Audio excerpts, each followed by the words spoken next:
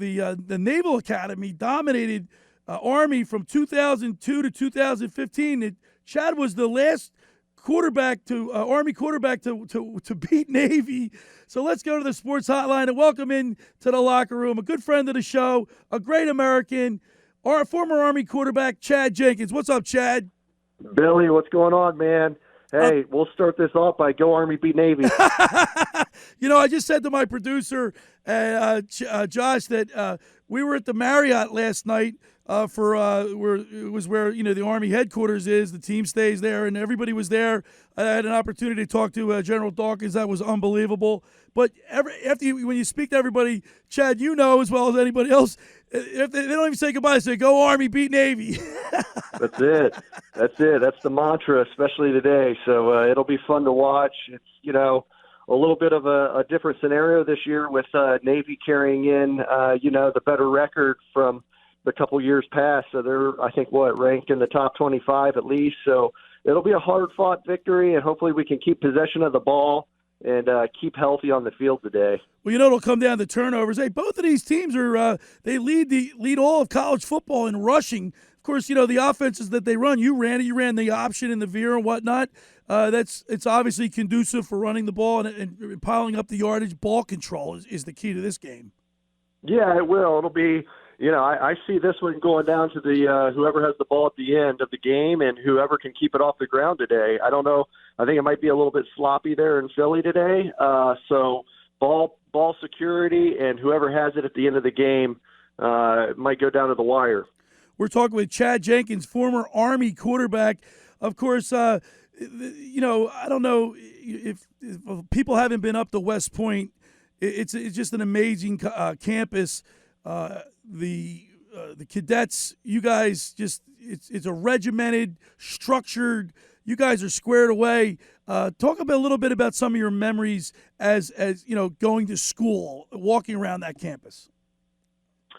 Yeah, I mean, a lot of my memories, that I reflect back on today are really not only the academics and all that, but first and foremost is the football memories.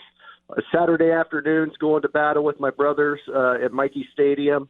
I've said this often. That prepared me more for leading men in combat than anything else that I did at West Point. However, the academic rigor of the schedule and the military training that's done in the summertime and the flooding of information that's done at West Point, stepping away from it years later and being removed from it and looking at it from a standpoint of what the end-all goal of West Point really is, and it's to put as much stress on an individual so that they can determine what the priorities are, the tasks at hand, so that way one day, God forbid, but when it does happen, and it's happened for the last 18 years now, that when we are in war and we're leading our sons and daughters, our most prized possessions here in the United States in combat, we'll be able to decipher that information and prioritize and stick with the mission at hand. So that's what really West Point and the schedule and the whole premise behind that academy is.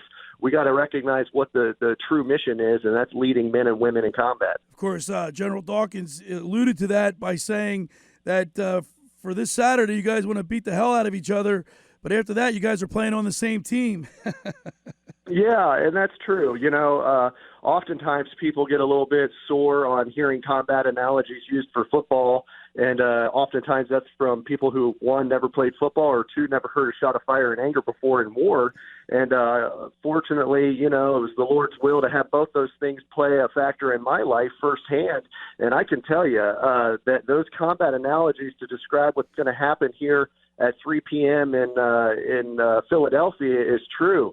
It's going to battle. It's the chaos. It's the focusing at the mission at hand, understanding you can only control your portion of that play. And that's very similar to what the fog of war is in high intensity combat. So those skills and those tangible behaviors that those players on the field are going to use today will carry on and set them up for success for what we face overseas and the adversaries we face as a country. And that's what it's all about, because we know, lining up across the ball from those guys on Navy, that by God, when push comes to shove and when our backs are on the line and when it's life and death, we've been cut from the same cloth. We share that blood and tears and sweat, and we know the bigger purpose for when the game's over and the real battles begin. We're talking with Chad Jenkins, former Army quarterback. And now, Chad, after you play and attend West Point, you guys got a commitment to fulfill, and you did yours rather well. I'd say you were in the 10th Mountain Division. You were deployed in Iraq. How many tours did you do? Yeah, so my first deployment was a year long with the 10th Mountain Division in Iraq, Fallujah, first battle of Fallujah. And then when I came home, I tried out with the 75th Ranger Regiment and was assigned to 2nd Ranger Battalion out in Fort Lewis, Washington, as a platoon leader and ground force commander, and went on 3 more combat deployments to Iraq. So a total of 4 altogether. There's a great book that was written called The All-American: Two Young Men, the 2001 Army-Navy game and the war they fought in Iraq, written by Steve Eubanks. This book details your life and Brian Stan from Annapolis, from Navy. It follows you guys in basically from high school, talks about what type of people you guys were, and it follows you through your college, your West Point days, all the way through Iraq. Yeah, no, Steve did a great job on it. I will say, I mean, when I was first approached about it, I wasn't, was a little bit hesitant to fulfill that, and just because there's plenty of guys on the Army side, as well as I'm sure Brian faced that on the Navy side, that are, due respect, and we wanted to have highlighted in that book, because it's not about just him or I. It's about collectively what it means to serve a bigger purpose than ourselves. Now, what are you doing with yourself now, Chad? I know you were living in Florida. Now you're, I think, in Ohio, you told me the other day. Tell us a little bit about what you're doing now. Yeah, we headed back home. So my wife and I are both from here. So it made sense for us to get back close near to family and to have our kids in a family environment. And then I kind of run two businesses right now, a government contracting company and then a media consulting company as well. So that's kind of my full-time professional jobs here, and we're just glad to be settled back and be in the great state of Ohio. Now, are you going to be watching the game today with family and friends, or you just like to be hunkered down in front of the television by yourself so you can concentrate? No, I mean, my goodness, my kids, they get fired up, and we love watching it and being around it and watching it this afternoon. So it'll be the family together, and, it's a way to celebrate two great teams and just the whole everybody there, everybody in that stadium. I mean, the president will be there today. Amount of generations that watch that game and they're at that game, who have been to battle and who have done the hard-fought fighting for this country. What a celebration of them as well. Chad, I got to tell you that the pageantry that's associated with this game is second to none. As a player, do you get pumped up when the jets go flying one way and the helicopters go flying the other way?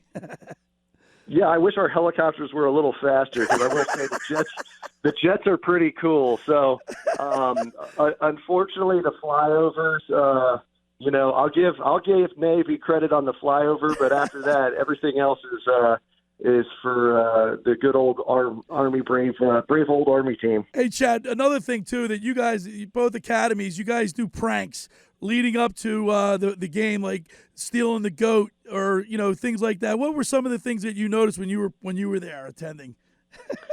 That you remember? You know what, and that's pretty cool, because it's for the camaraderie, especially of the Corps of Cadets and the midshipmen. I mean, I will say that weekend of Army Navy week, from a player's standpoint, I guarantee you it was that way for us, and it was that way prior to me, and it's that way still today. Is that focus and that determination and that laser surgical mindset? I mean, that starts on, for Army, that would have started the flight back from Hawaii, getting ready for Army, or getting ready for this, Army Navy game. So I will be honest with you, Billy. I don't even remember the pranks. I left that to the Corps, and it was only one thing on our mind, and that was beating Navy. All right, Chad. Well, listen, man, we really appreciate it. You're a great American. I want to thank you for what you've done for the game of football, for this rivalry, but also your service to your country. You're a great American. Thanks for being a friend of the locker room, and hopefully one time when you come into Philadelphia for one of these games, we can actually meet each other. Hey, that sounds good, Billy. Thanks for having me. God bless, man, and go Army. All right, go Army. There's Chad Jenkins, former Army quarterback.